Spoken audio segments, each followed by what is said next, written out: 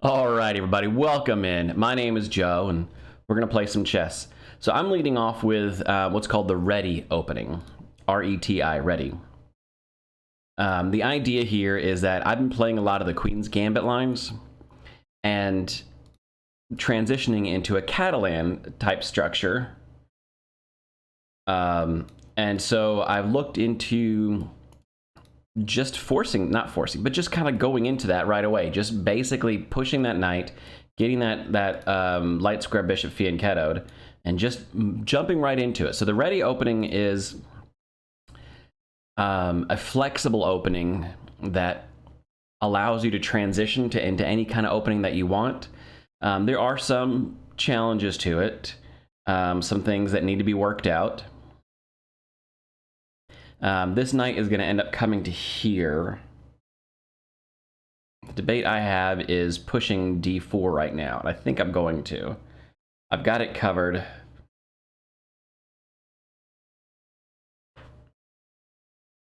Multiple times. Probably gonna drop the knight here, which still leaves me to have this covered.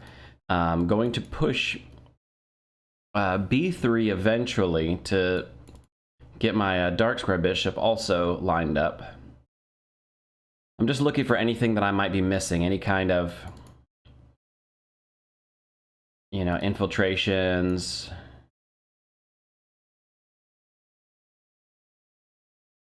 I think I'm okay. So this is a variation of the same kind of opening I've been playing for a while.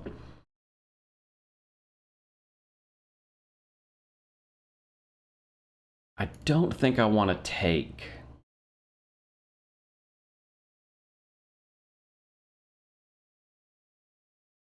I could push the c-pawn, and then if my opponent captures, I just capture back with the c-pawn, and then I keep a central structure on the d-file. That's a possibility. I could push the e-pawn, and the same thing. Have the e-pawn defending, and then if there's an exchange happening, I lose the e-file. I open up the e-file, which could be a good thing if my rook is sitting there. Or I could just park my piece there and continue development.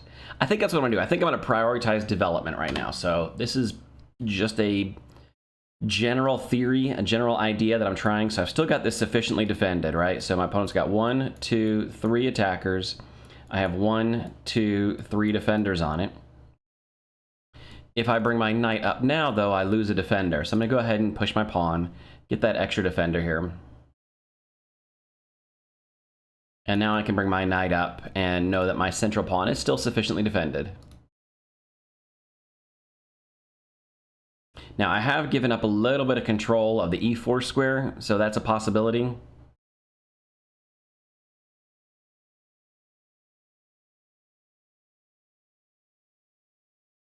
Just grab back.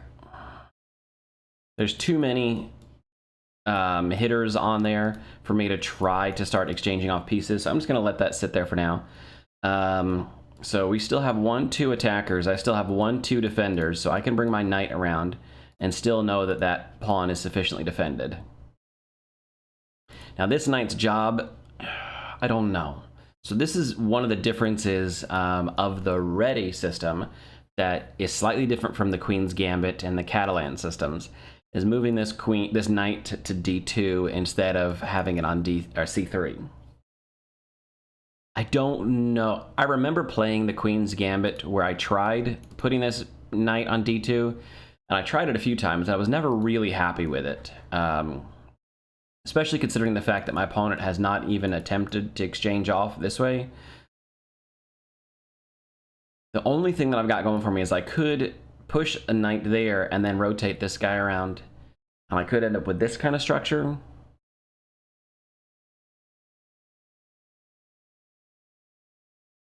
I don't know. I'm debating on it. I'm not entirely certain. There's lots of things that could develop from this. We have plenty of time, so there is no rush in any way whatsoever. One of the other central themes, I'm probably going to be looking at maybe my own c-pawn push to start challenging the center as well this way.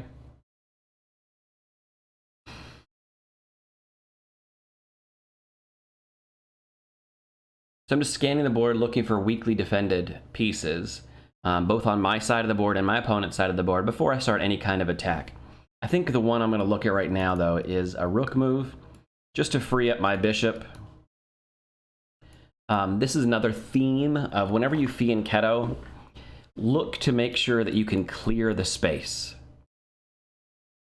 This way, you know, the bishop's job along this diagonal is to do a lot of things, but one of the things you don't want it to do is you don't want it to become a liability, and you don't want it to become basically a challenge where it just sits there doing nothing.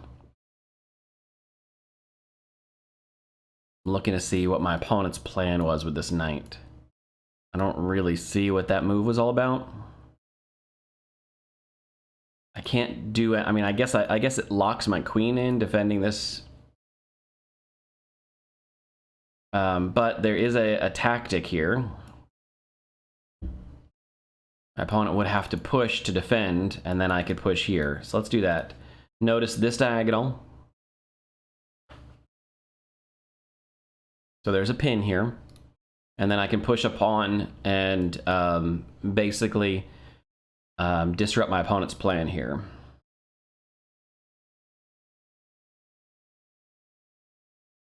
Just looking to make sure that I'm not dropping anything in the process. So I am giving my opponent an escape. So this is covered now. I mean, that's not really a big deal. It comes with an attack on my rook, though. So that comes with an attack on that rook. So is there anything I can do to stop that? Am I overthinking this? Maybe.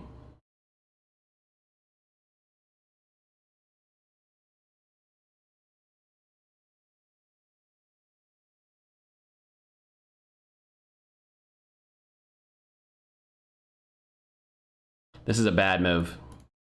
It's a bad move. Moving my bishop offline.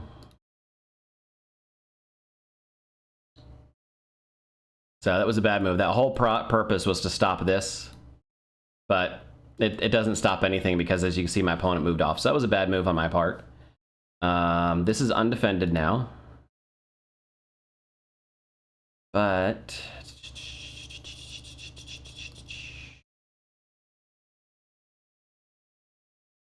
captures. I can't capture because my rook is pinned. Okay. Let's just keep pushing. So another theme of this kind of structure, right? I need to put my bishop back. I'm not happy with taking my bishop offline. I overthought that, and I shouldn't have. Another theme, though, is... where can this knight go? Yeah, I don't really have an attack. Another theme is pushing your queenside pawns. So going for a queenside attack.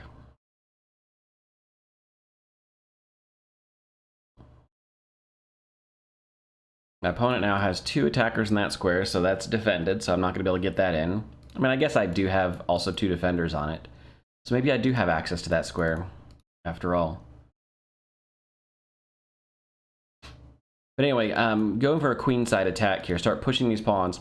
Now, one of the things I'm trying to work on is not just the thought process of capturing, but just putting my stuff in position where it's going to do work. So put my pieces where they're going to do work, where they're going to control squares, right? We're not looking to put pieces to capture. I'm not pushing pawns just for the sake of capturing things. But if my pawn is on a good square and controlling important squares, the goal is to leave it there and let it control those squares. A few times in positions like this, I have sacrificed or given away my my bishop for a rook, which in theory is a good thing, but it's ended up causing me stress because this bishop is doing so many good things that I'd rather just leave it there, leave it doing good things. All right, so now we've got kind of the position that we want. I'm real happy so far. I want to do something with this bishop. This bishop's not doing a lot. I'm thinking pushing this pawn. That way it controls this square. But where it is now, it's controlling this pawn. It's controlling that knight. So this pawn is probably going to stay there. which means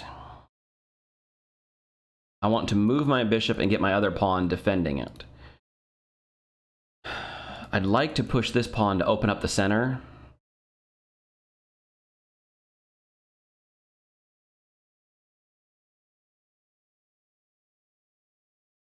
My opponent has 2 attackers now on that pawn. Let's go ahead and defend.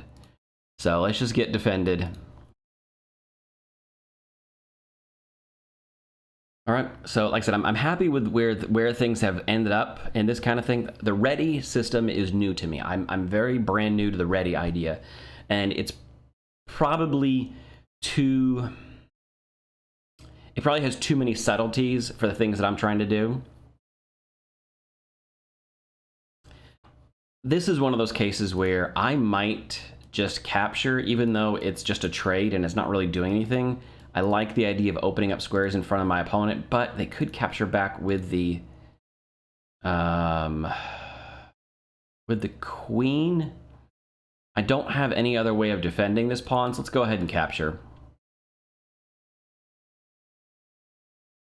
This bishop would have been really good to sit here now, so, but that's all right. I guess now I can bring my bishop all the way back. Have it on long. Then being on the back row, maybe I can just park it here. Yeah, that's what I didn't want to see, was the queen show up.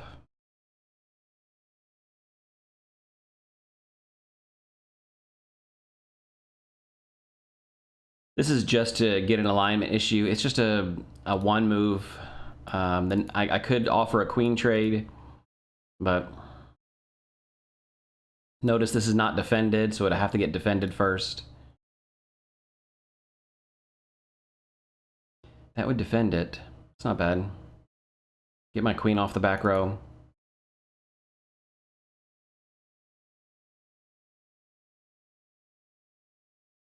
I want to get this bishop back involved in the game. Okay, so my opponent is setting up 2 attackers here. I have 2 defenders still. I don't want to do that because that puts... I clicked the wrong button. I didn't want to do that because that puts my rook, my queen right in front of the rook. I didn't mean to click confirm. I meant to click escape. But I got this defended and I got this defended, so now I can push a pawn. My opponent does the same. All right.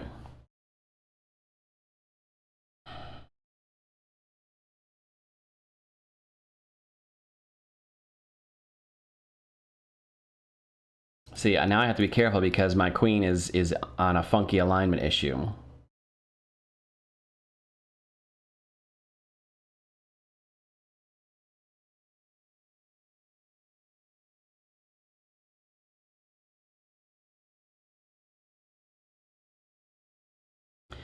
Although this capture does come with check. So it's no longer a free pawn at least, and I can get my queen out from underneath. If my opponent pushes down, which would be a good move on their part, then that changes things. Yeah, that changes things slightly.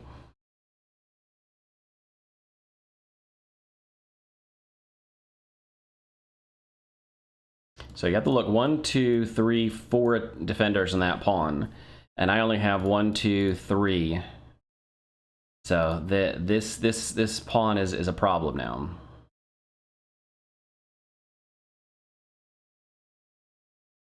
I'm advancing my pawn knowing that it's not getting me anywhere, but I'm just trying to get this in. I just want to get my queen out from underneath this rook. I'm starting to get a little behind on time because I've been talking too much, and so I needed to make some quick moves here. That comes with a check.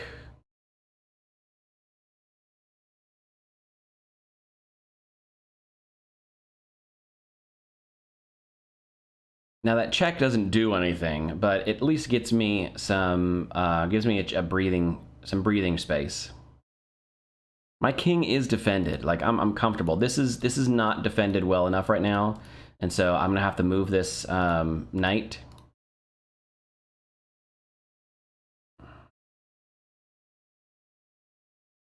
I'm thinking maybe here and to here. That actually makes me feel good because that... Is that a trade that I want to do? That takes the pressure off of moving this knight, actually. Maybe get a free rook lift in. The idea being that I can get my pawn back. Capture, capture.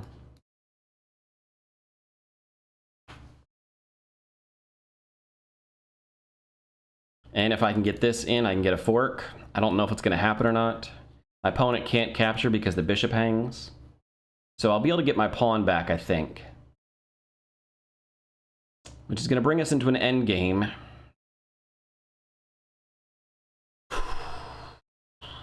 I want to get these two pawns connected. Ooh, that was a good move by my opponent, actually. Because that brings up issues here. Trying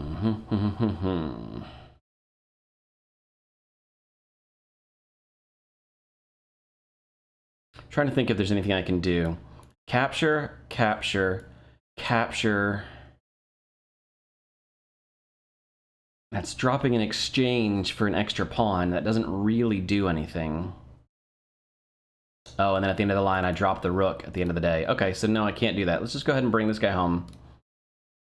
I drop a pawn, so I'm down 2 pawns now.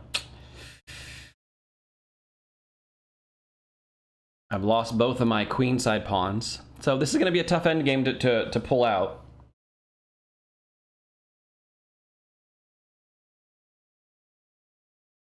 We'll just keep grinding, see where it takes us, you know? So something different to try, you know, something fun. So my opponent still has 3 attackers, or 3 defenders, and I only have 2 attackers.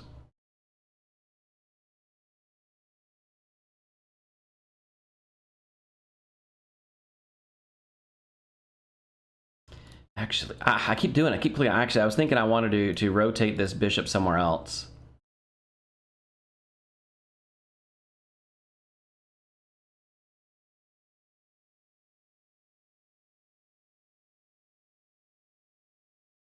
I was hoping to get the bishop over to the king side, start shifting my pieces that way. But, you know, if I can have it along this long diagonal, it's not the end of the world either, right?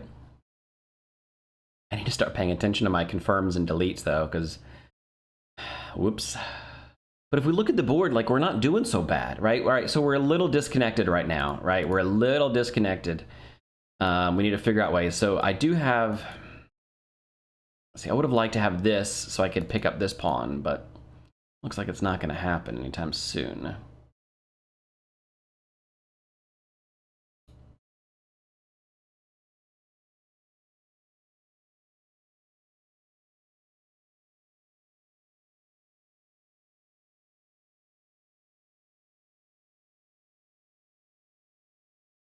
He's trapped my bishop.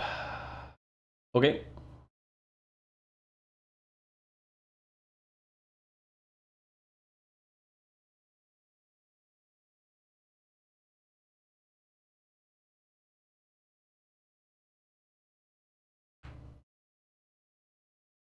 I've been able to get my bishop free, at least. If he takes, I take. If he moves the knight, I can get the bishop out.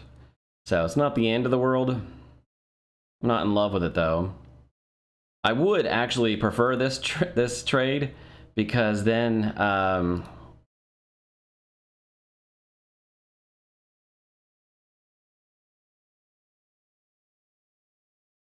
just looking, scanning the board, make sure I'm not missing anything important. So we've saved our bishop. That was important. That was big time important.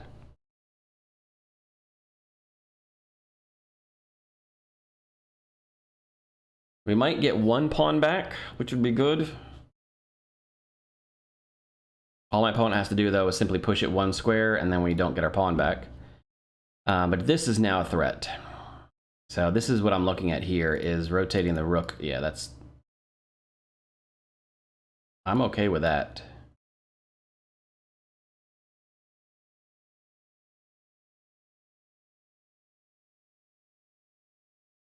So 1, 2 attack, 2 defenders. I have 1, 2 attackers. I don't have enough moves to do this, so I can't defend this. Why can't I just take? Just take. And I can't get my... Yeah, at least we're not going to drop material in the process.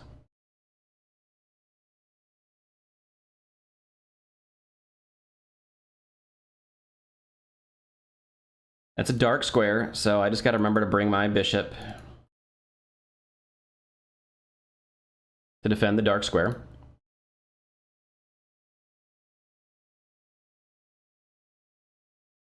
So again, we're looking at 2 attackers. Two defenders, I only have 1 attacker, so that pawn's not going anywhere for a while. I do have to start watching time. Time is now becoming a factor.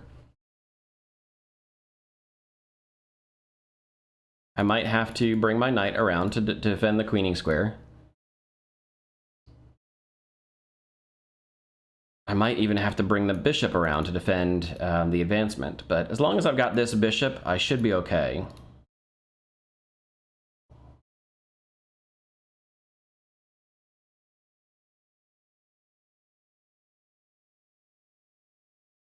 He pushes, then I can bring my bishop in. I think I might go here.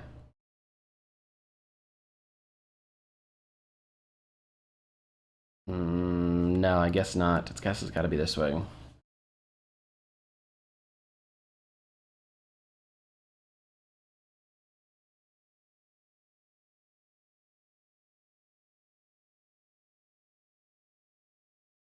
So now...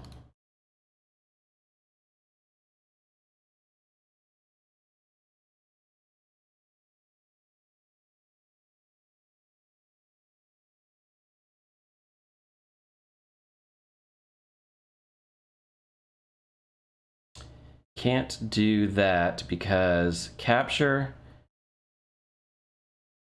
I don't have enough time. This pawn is becoming a thorn in my side, so let us just start here.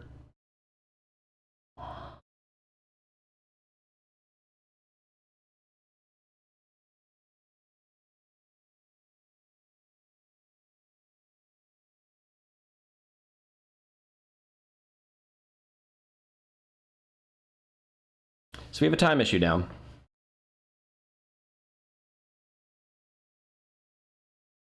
I see a tactic. I see a tactic. This rook moves. Something I can keep an eye on.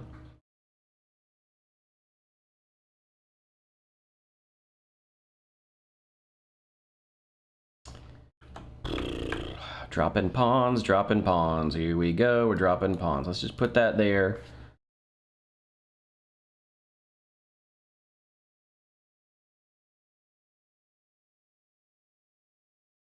Now it's time to bring this knight into play.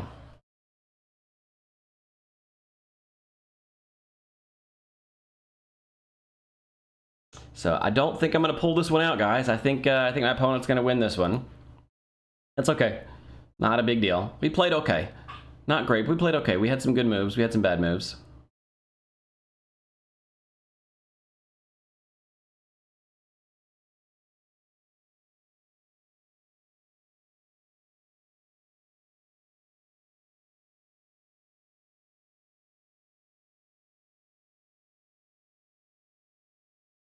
Now this square is available, which is good because that gives me an extra attacker on this pawn.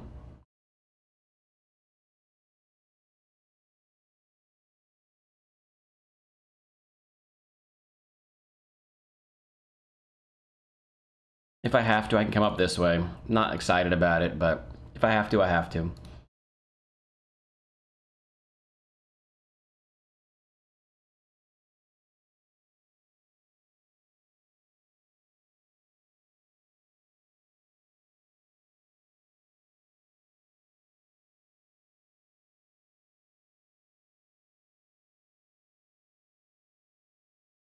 So there is a 5-second increment. So as long as we make moves in decent amount of time, we should be okay. This is the time scrambles that I'm not good at. That's what we expected. What was I gonna do next? Let's just go here.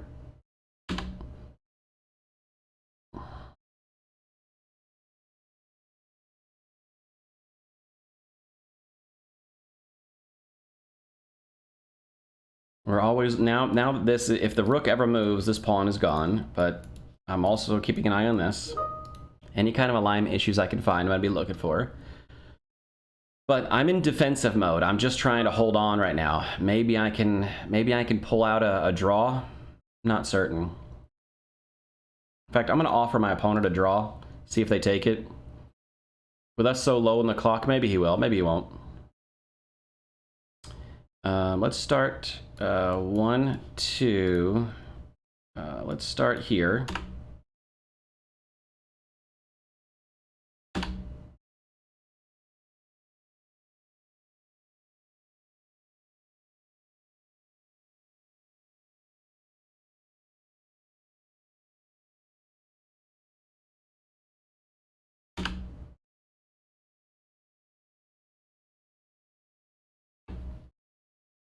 I don't think I can win, but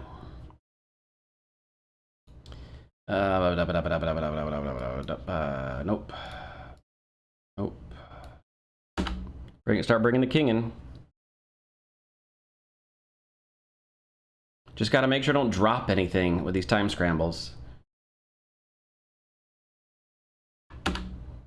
He's got 1, 2 defenders, and I've got... I can't get an extra attacker on there.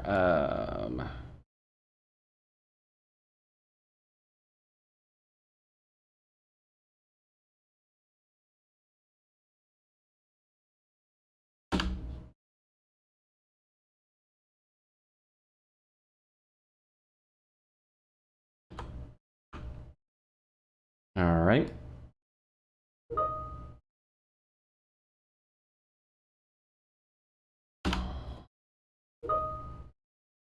My work computer beeping at me, trying to get some work, some goofing off done on my lunch break.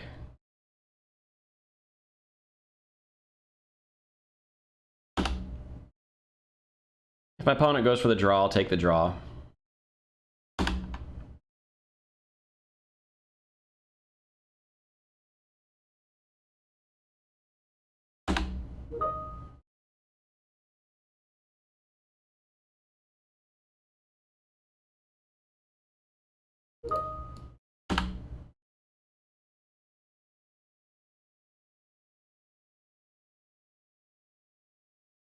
So sorry about the beeping you hear.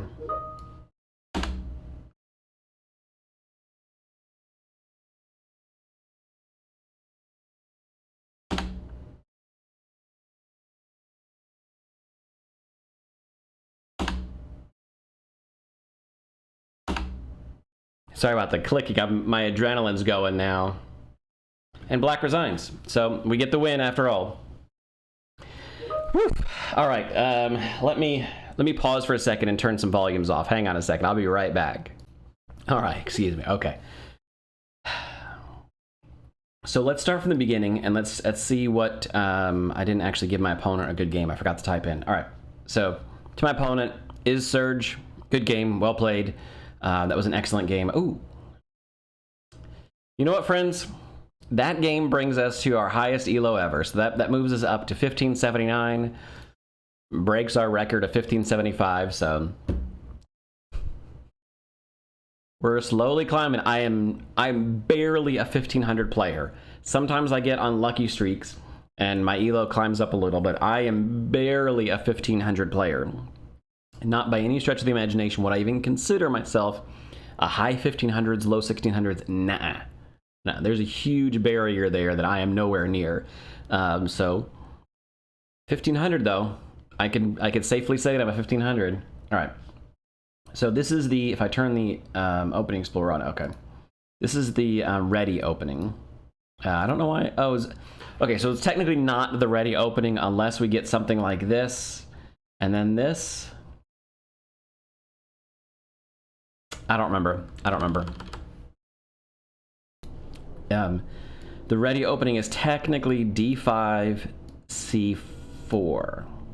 So this is officially the ready opening. But most of the time, the move knight F3 on move 1, people consider it part of the ready system. But technically, this is the ready opening. It's a very flexible opening. The idea here is black defends the central pawn, blah, blah, blah. Everybody's fighting for the center. Yuffie and Keto, etc., etc. Okay, I'm not going to do a Réti class because I don't know enough about it. But anyway, let's get rid of that. So my opponent leads with e6. I don't know how to play against e6, so I just continue on my path. My path is to set up a Queen's Gambit line, maybe even a King's Indian attack type line, or maybe a Catalan style line. If I had played a standard d4 followed by c4, this would be a Queen's Indian defense, or a Queen's Gambit declined. So I just continue on with my path. So my opponent has gone for a very typical black setup. This is a setup that I play as black against d4, c4, Queen's Gambit lines, English lines, those kind of things. This is the kind of setup I play, and it's also very flexible. Sometimes you'll even see as black, I'll lead off with knight f6, just to be able to push my pawns in whatever order I need to be flexible. So this kind of really flexible opening on both sides, totally legit. All right, so I led off with knight f3. My opponent pushed Yuffie and Ketoed. And then here we are in this position. Now from here, I'm gonna put the engine on. Yeah, the engine wants me to continue with my plan.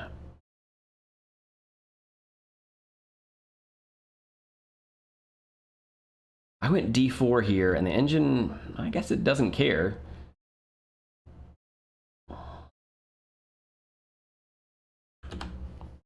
So there's been a bunch of positions from here.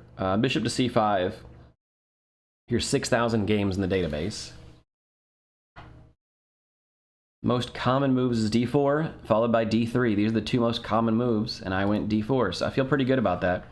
And of the 2,700 games that are in the database, 62% end up with white winning. I'm comfortable with that.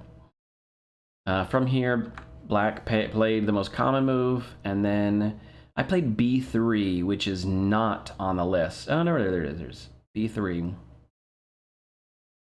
So now we're into very few games left. c5, I went bishop to b2, which was my plan all along. Yuffie and Keto, both bishops. Try to control as many squares as possible. That's kind of the game plan, right? Yeah, so knight to c3 or c6, and then e3. So I'm still playing along with some existing games of these individuals here.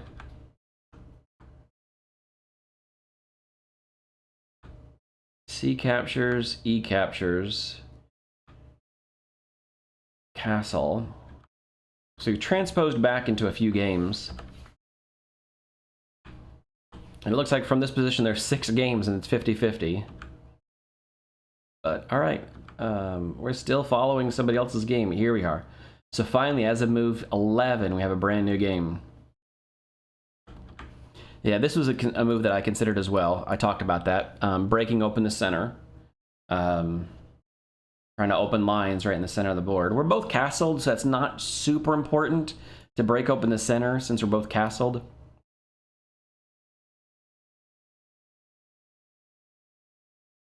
But yeah, and from this position, black won that game. But let's turn this off.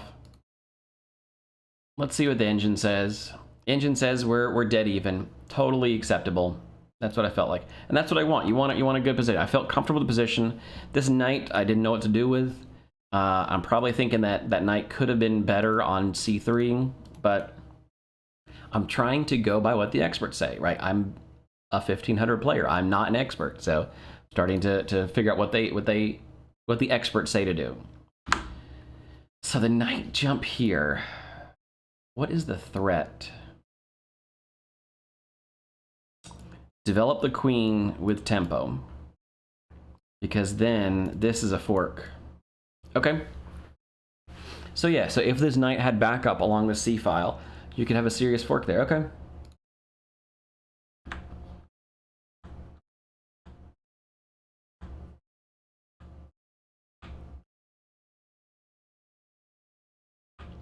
Yeah, and this is where I wanted to push here, but like I said, I give up that square and capture.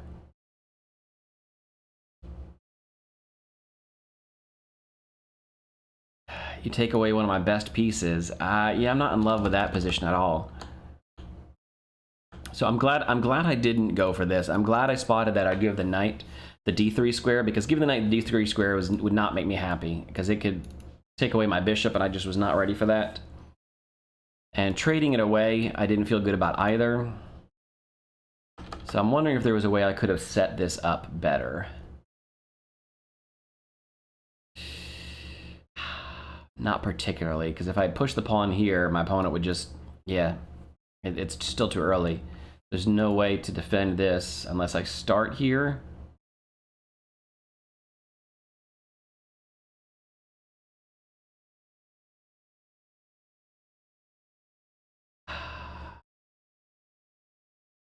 Yeah, I don't like any of it. Okay, so let's just go with how we played.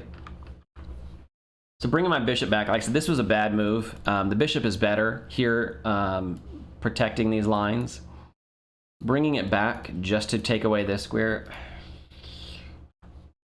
it didn't work because I didn't have enough time. My opponent moved the rook, and now there's no more pin. And so pushing this pawn was absolutely pointless. It did nothing. The knight is no longer pinned. There's no danger there, so I probably could have just continued on with my plan. I like this now. Getting the knight up involved now when there's no knight here to challenge it. That would have been nice. But yeah, the engine says just retreat. Your opponent figured out the plan, so move on. And I stayed with it. Yeah, so I lost a whole tempo. Not great on my part, but it's not the end of the world. Yeah, and see, I ended up putting the knight there anyway, but my opponent could simply trade off.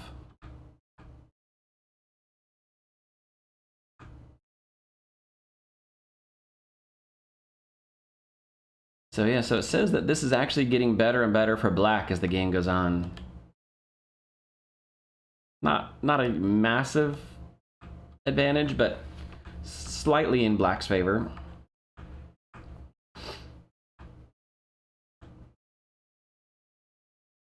All right. So yeah, this pawn push here, I felt fine to go ahead and grab it. It does help my opponent bring their queen into the game, but we're fine with all that. This was a mistake on my part. I didn't want to do this queen move, but we live with it.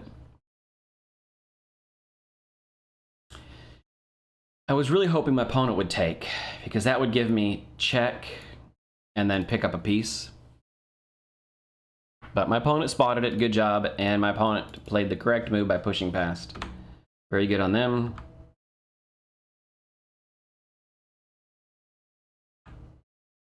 Yeah, and I did not feel good about this at this point in time. This was...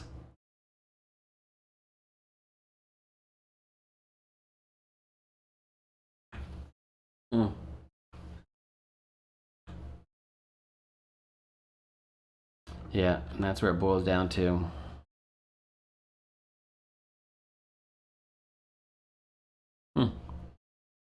Interesting. This is black has a huge advantage at this point in the game. But yeah, I was not happy with this. I didn't see that this exists. I was hoping to, you know, be able to put some pressure. But... And then my opponent gets a free pawn.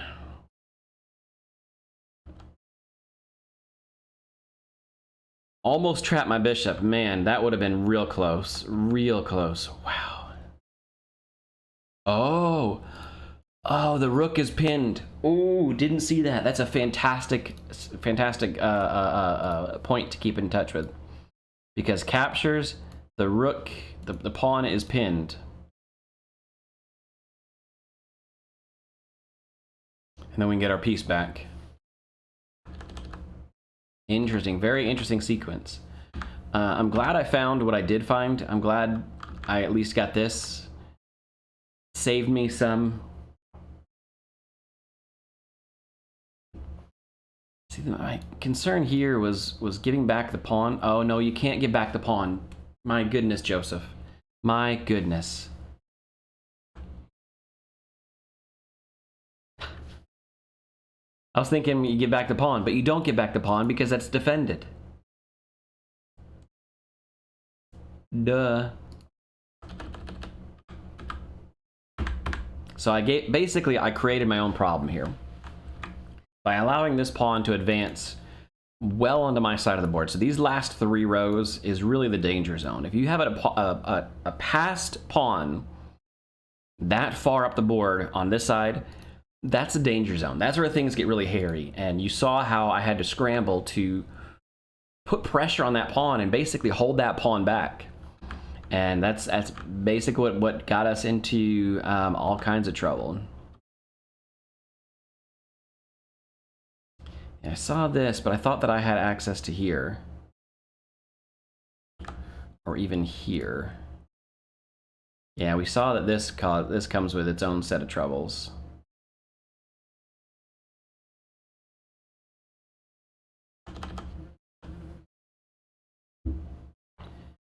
All right.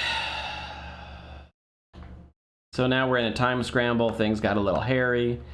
We did manage to squeak out an even position. I don't like analyzing time scrambles. I mean, you look at, we have so little time left on the clock. I hate to analyze them because me spotting things now when I have time to look at it isn't going to help me in a time scramble. What's going to help me in a time scramble is to not get in a time scramble to begin with, but also to see this stuff further in advance, right? Oops. Uh-oh. There, I was like, uh-oh, my thing locked up. So we got into a little bit of a time scramble. We kept an evenish position. So here's a tactic, right? We saw this tactic. My opponent has 2 defenders of that square. I only have 1 attack. Well, I guess I have 2 attackers. But even then, 2 attackers, 2 defenders. I would lose both of these trying to get these and basically allow my opponent to infiltrate with the rook. Or I could trade off, and now I have 2 attackers. My opponent only has 1 defender. Now I win the piece back. Now I win the pawn back. So removing one of the defenders, totally viable tactic. Definitely something that you want to look for. And now if we look at the analysis, yep, we're back to even.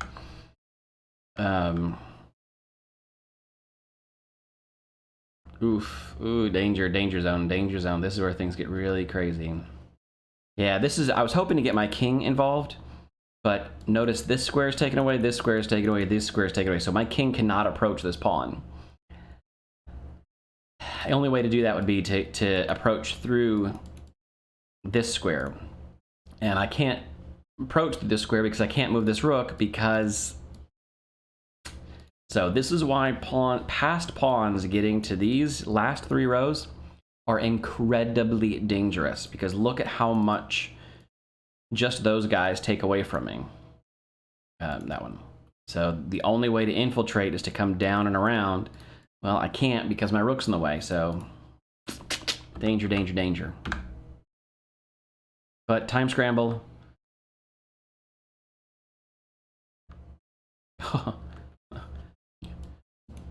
Time scramble, flat out miss obvious things.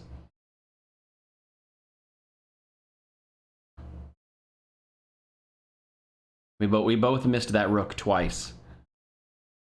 So instead of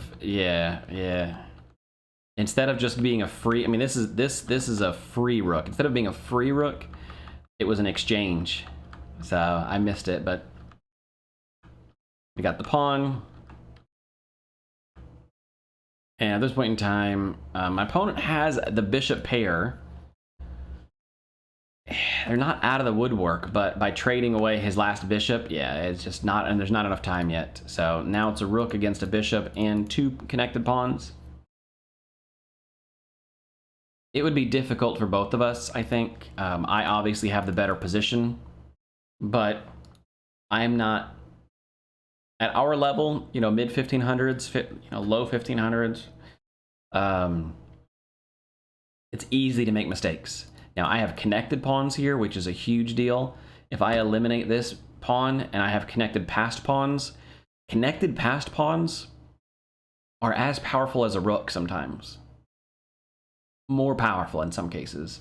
You get those connected passed pawns up to here, major, major, major issue. So connected passed pawns, incredibly deadly. Watch out for them. But yeah, at this point in time, my opponent resigned. So this should have been a draw. It really should have been for both of us. Both of us, just when we got to the time scramble, I'm just scrolling back to see where the time scramble really hit. Right about here. So from move 40 onward, the last 15 moves of the game were a time scramble.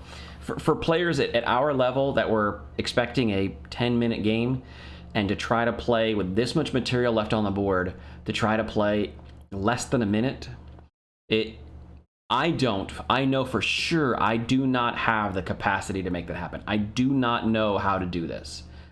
My brain cannot process this much material in that short a time. I don't have that innate understanding of chess moves. Maybe it'll come someday. You know, maybe the more games I play, I'll just go, oh, I know this position. I played it before.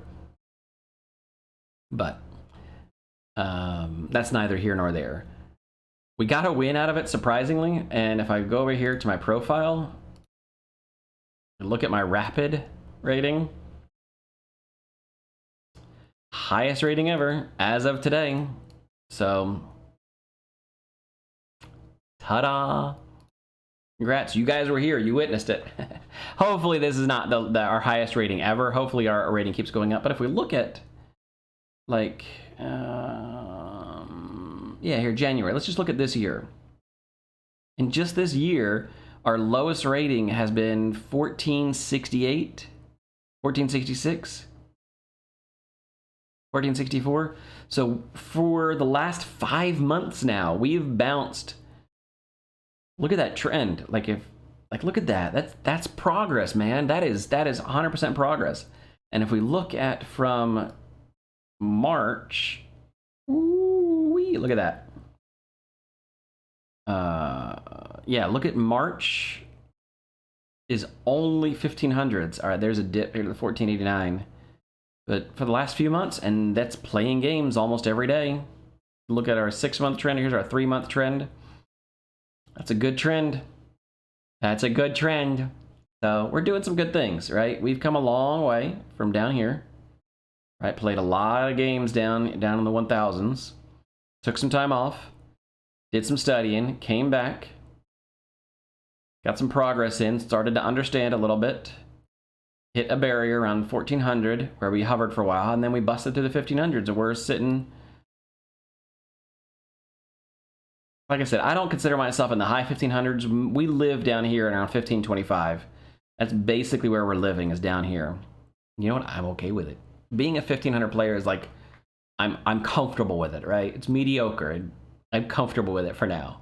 So hopefully I'll get better, but I'm okay with it. All right, guys. I've rambled way too long on this video, but I really appreciate you sticking around with me. I wanted to kind of take a few moments. I didn't expect to get this win. I didn't expect my rating to jump. So, fun stuff. Look how many games I played, y'all. 1,400 games in the Rapid. Played 300 games in Blitz. Blitz is shorter time formats. If you look at the Blitz, I was playing some 5+3s for a while. It's just too fast for me. I can't think that fast, but I played 300 games of Blitz, 115 games of Classical. Still not enough Classical games to really get. Those are the longer time formats. I've got to play a lot more games of Classical to really get a handle on it. But Classical, they take a long time. But we play a lot of Rapid games, and 1,400, that's a lot of games. That's a lot of games. But I lost a lot of games, but we're making progress. So, all right, guys, this was fun. I hope you have a wonderful day. I hope good things happen for you, and I hope surprises hit you and when you weren't expecting it. Talk to you later. Bye.